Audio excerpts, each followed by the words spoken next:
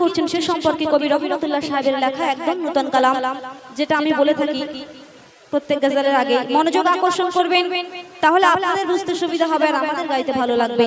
আমরা সবাই জানি যে জান্নাত রানী মা ফাতেমা, কিন্তু সেই জান্নাতের রানী মা ফাতেমা একদিন আল্লাহ রাসূলকে প্রশ্ন করছে যে আব্বাজি আমার আগে জান্নাতে কে যাবে? তখন আল্লাহ রাসূল একজনের নাম করেছিলেন, কে সে মহিলা? দেখুন কবি মিসাল দিচ্ছে, ছন্দের মাধ্যমে পরিবেশন করে শোনাচ্ছি, কবি একটু শুনুন। মা ফাতেমা বলে আব্বা কথা শোনো না, আমার আগে জান্নাতে কে যাবে বলো না। মা ফাতেমা বলে আব্বা কথা শোনো না, আমার আগে জান্নাতে কে যাবে বলো না। নবী বলে মা কথা শোনো না, নবী বলে মা কথা শোনো না, তোমার আগে জান্নাতে মা যাবে একজনা। মা ফাতেমা বলে আব্বা কথা শোনো না, আমার আগে জান্নাতে কে যাবে বলো না। নবী বলে মা কথা শোনো না, নবী বলে মা কথা শোনো না, তোমার আগে জান্নাতে মা যাবে একজনা। মা ফাতেমা বলে আব্বা কথা শোনো না। মায়েদের উদ্দেশ্যে বলি, আমি সাজিনা একটু বড় হয়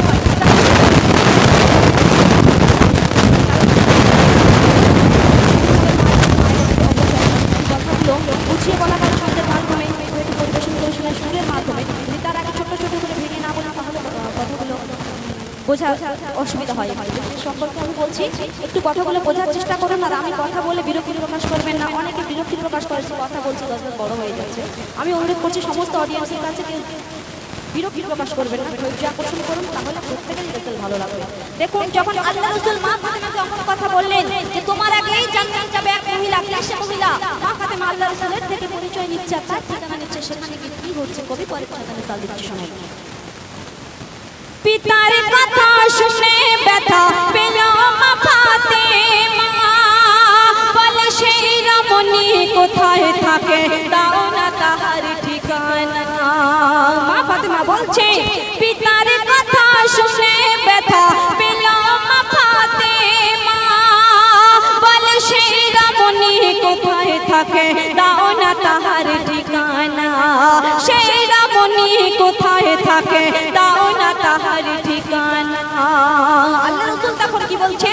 নবী বলে জঙ্গলতে থাকে তারা দুজনা, মা ফাতেমা দেখিবে বলে হলো তখন রওনা। মা ফাতেমা দেখিবে বলে হলো তখন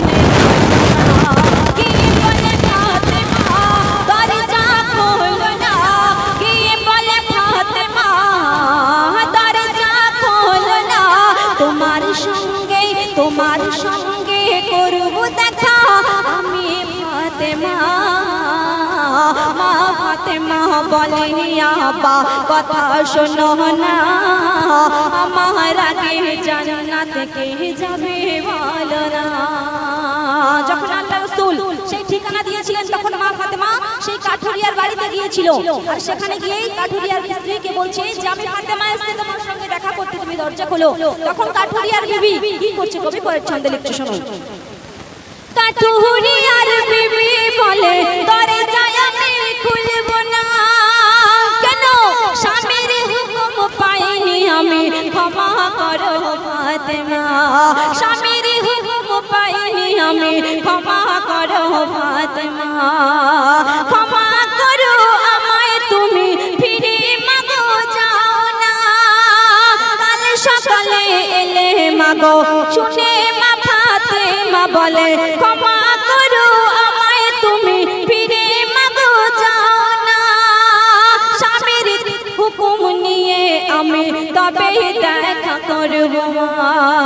শুনে মা ফাতেমা বলে কালে আসব মা, শুনে মা ফাতেমা বলে কালে আসব মা, কাল সকালে কাল সকালে কাল সকালে এলে মাগো ফিরিয়ে দিও না মা ফাতেমা বলে আব্বা কথা শোনো না আমার আগে জান্নাত কে যাবে বলো না নবী বলে মা কথা শোনো না নবী বলে মা কথা শোনো না তোমার আগে জান্নাত মা যাবে একজনা মা ফাতেমা বলে আব্বা কথা শোনো না পরের দিন যখন মা ফাতেমা আবার সেই কাঠুরিয়ার কাছে দেখা করতে আসছে কাঠুরিয়ার স্ত্রীর সঙ্গে তখন মা ফাতেমার সঙ্গে আর কারা আসছে আর মা ফাতেমার সঙ্গে যখন যারা এসেছে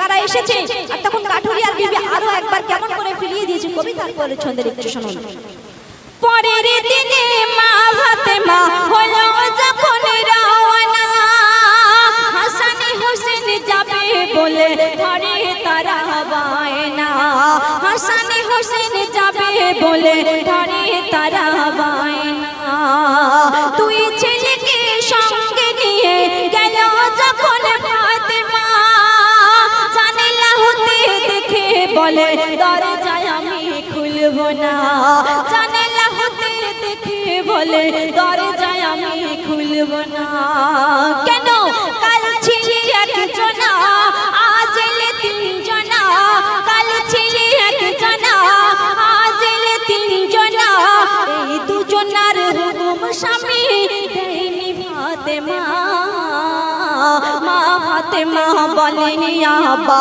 কথা শোনো না আমার আগে জান্নাত কে যাবে বলো না যখন মা ফাতেমাকে সেই কাঠুরিয়ার স্ত্রী আরো একবার ফিরিয়ে দিল তখন যখন বাড়িতে কাঠুরিয়া এসেছে আর কাঠুরিয়াকে কেমন করে কাঠুরিয়ার স্ত্রী কি বলছে কবি তারপরে ছন্দে লিখতে শুনুন না কাঠুরিয়া স্ত্রীকে কি বলছে কবি লিখতে শুনুন কাঠুরিয়ার বিবি বলে ও গো স্বামী শোনো না আমার সঙ্গে করবে দেখা হোসেন হাসান ফাতেমা আমার সঙ্গে করবে দেখা হোসেন হাসান ফাতেমা কাঠুরিয়া বলে বিবি এমন ভুলার করো না নবীর বংশ যে আসবে ফিরিয়ে তুমি দেবে না নবীর বংশ যে আসবে ফিরিয়ে তুমি দেবে না পরের দিন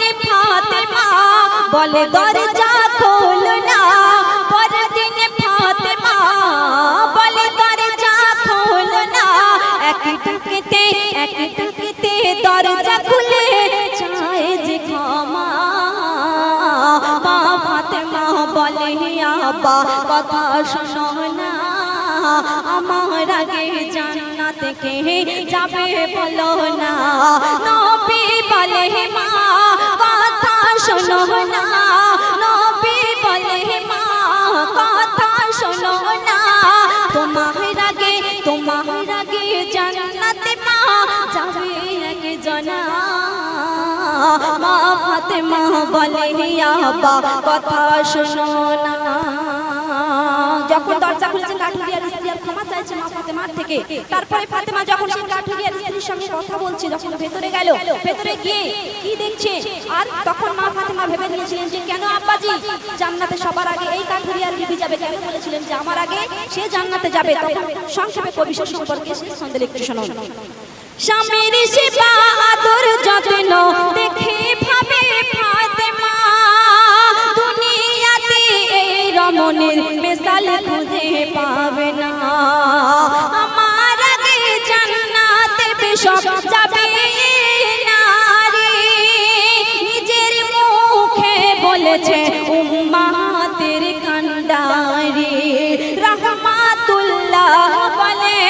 তোর নসিব যাবে খুলে রহমাতুল্লাহ বলে তোর নসিব যাবে খুলে কাঠুরিয়ার মতো সকল নারী হও না মা ফাতেমা বলে আবা কথা শোনো না আমার আগে জান্নাত কে যাবে বলো না মা ফাতেমা বলে আবা কথা শোনো না আমার আগে জান্নাত কে যাবে বলো না নবী বলে মা কথা শোনো না নবী বলে মা কথা শোনো না আমার আগে তোমার আগে জান্নাতে মা যাবে একজনা মা ফাতেমা বলে আবা কথা শোনো না